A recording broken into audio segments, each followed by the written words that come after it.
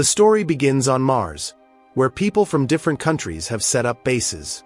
The humans have established various bases on Mars where they will continue their research. However, the conflict among humans does not end even here. All the people from different countries on Earth, who have come to Mars, continue to fight with each other as always. The country that gets the most land on Mars is considered to have indirectly become the ruler of Mars. Therefore, everyone is extremely cautious to avoid being killed by others. Now, we are introduced to a girl named Remy, who lived with her father Mike and her mother Leah. The three of them had been living for years inside a base on Mars, which meant that Remy had never really seen Earth. Mike used to show Earth to his lover every night from Mars, and it looked very tiny. Even though they didn't have many resources, the three of them were living their lives very well. They had everything they needed for survival inside their base, including various types of vegetables. The next day, Remy's mother Leah was working when she saw the word "leave" written on the mirror of their control room. Leah was very scared because this clearly meant that another person had arrived near their base. When Mike found out about this, he immediately picked up his gun because this situation was extremely dangerous. Other people could potentially take over their base and even kill them. Therefore, Mike and Leah immediately locked down their base completely so that no one could enter. Mike first checked around the base to see where the person might be. After a thorough analysis and feeling very scared, he found that there was no one there. This reassured Mike that no one was around. Remy, as usual, was going outside the base to play at this time. Without thinking too much, she went out as usual. However, Leah had a slight suspicion that the people might be hiding somewhere and waiting for them to come outside. A little later, Leah's suspicion turned out to be correct when suddenly two soldiers appeared and went after Remy. Mike was trying to get Remy back into the base as quickly as possible. At the same time, Mike, with his large gun, kept attacking the two soldiers relentlessly. After firing many bullets, Mike succeeded in killing both soldiers, but there was still a third soldier left, who was attacking Mike from a distance.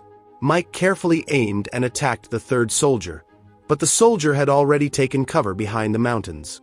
Mike had to find a way to eliminate this third soldier because if he remained alive, he would definitely come back to attack them. Mike told Leah and his daughter Remy to stay put and went outside to deal with the third soldier. Several hours passed, but Mike still hadn't returned. Leah and her daughter Remy were very frightened and huddled in a corner. By evening, Mike had not come back, and Leah began to suspect that her husband might be dead. Although she didn't tell Remy, Leah decided to go outside with her daughter. As they were about to leave, Leah saw the soldier who had killed Mike entering their base. Overcome with fear, Leah hid Remy in a safe place. The soldier, whose name was Zari, approached them and said that this base belonged to his parents, so they should leave quickly. However, Zari realized that there was nothing around the base and that he had faced many difficulties to get here, so he allowed Leah and her daughter to stay for a while. Leah was bewildered, not knowing what to do, as she was certain that Zari had killed her husband Mike. She couldn't understand why she should stay with someone who had killed Mike. Zari then went outside to bury the bodies of his dead friends. Leah did not want to stay with Zari, so when Zari was returning to the base, Leah took a sharp knife to kill him. Zari was already aware of Leah's intentions. As soon as Leah attacked Zari, he quickly knocked her to the ground. Zari clearly stated that if he had to kill them both. Zari then told them that he would have killed them both right from the start if that was his intention. Instead, Zari gave Leah one last chance to live. He told Leah that if they behaved normally, he would not harm them. Leah had buried Mike's body in the ground, which was a very emotional moment for her. After this, Leah, Remy, and Zari began living together in the same base. At first, Remy and Leah did not speak to Zari at all. Whenever Zari tried to engage with them, they kept their distance. In the morning, Leah was placing all the items in a good spot when suddenly, Zari's box began moving by itself. It turned out to be an advanced robot with artificial legs. Remy, seeing a robot for the first time, was intrigued. Zari explained to Leah that the robot was not dangerous at all and had been created to help humans. Remy named the robot Steve, and she unintentionally made a good friend. After nightfall, Leah sat with Remy and talked about her family. During this time, Zari came by and told Leah that he had initially lived in this base with his parents, but he had moved to a city on Mars for a new journey. However, upon returning after several years, he found that people in the city had started fighting among themselves. Therefore, when he returned to his base, he found Leah and her family there.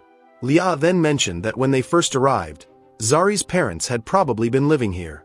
Zari's mother had died a long time ago, but his father had given permission for Leah's family to stay.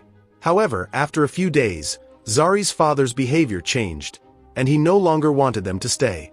To protect her family, Leah and her husband had to kill Zari's father. This revealed that the actions were done out of necessity for survival.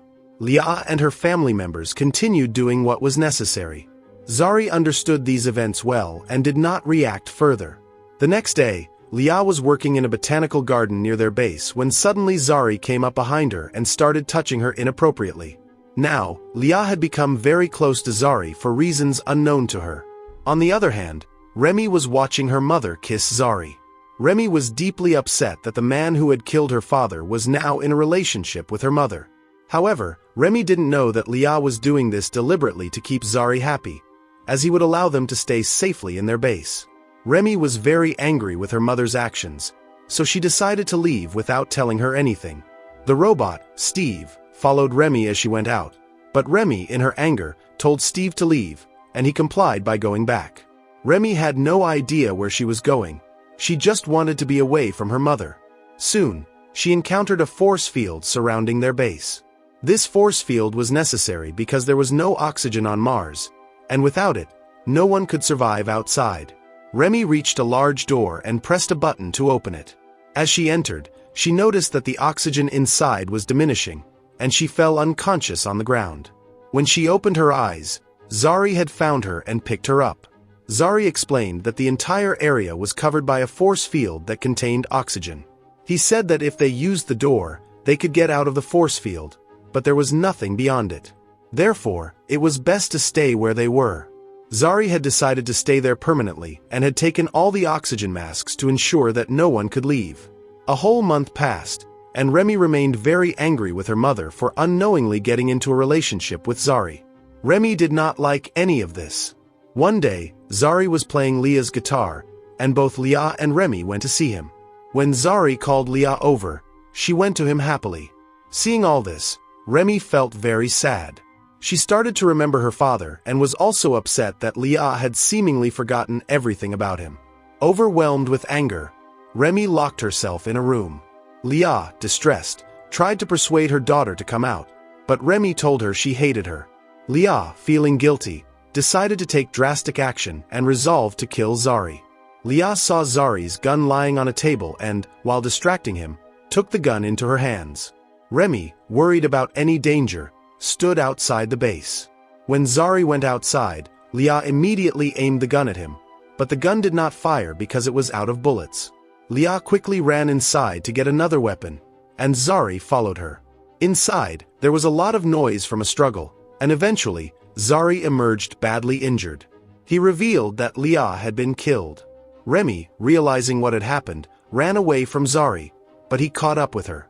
Zari told Remy not to be afraid as he wouldn't harm her. Remy was heartbroken over the loss of her mother and grandfather, and as time went by, 15 years passed. Remy grew up to be quite mature and began to live with Zari in the base. She took care of the botanical garden like her mother did, but she still hated Zari for killing her parents and rarely spoke to him. One day, Zari gifted Remy a sketch of her mother. Seeing her mother's picture made Remy very happy. However, Zari suddenly tried to kiss Remy, which she could not accept. So, Remy, in anger, moved away from Zari. She realized that Zari wanted to start a relationship with her, but Remy had no feelings for Zari. Remy had secretly kept an oxygen mask, planning to escape from the place. One day, Zari expressed his desire to have children because he wanted to continue his generation here, but Remy was not at all willing. She decided to escape as soon as morning came. However, when Remy reached her room, Zari found her hidden oxygen mask and realized that Remy was planning to escape. In a fit of rage, Zari set out to destroy the last oxygen mask. Remy tried to stop him, and a fight broke out between them. Zari, in his anger, ended up beating Remy unconscious. When Remy opened her eyes, she found that Zari had tied her hands and started to force himself on her. Remy screamed loudly for help, and at that moment, Steve arrived. Steve, in an attempt to help Remy, attacked Zari. Zari was severely injured. Steve chased Zari, who was trying to finish him off. Amidst all this, Remy found a chance to free herself. Seizing the opportunity, she freed herself, grabbed Zari's gun, and shot him in the head, instantly killing him. With this, Remy avenged her mother and grandfather. She decided to pack her things and leave. She left Steve and the robot behind to take care of things and used the door of the force field to escape. Although Mars offered no sight of anything around, Remy was finally free. So, that's the end of our story.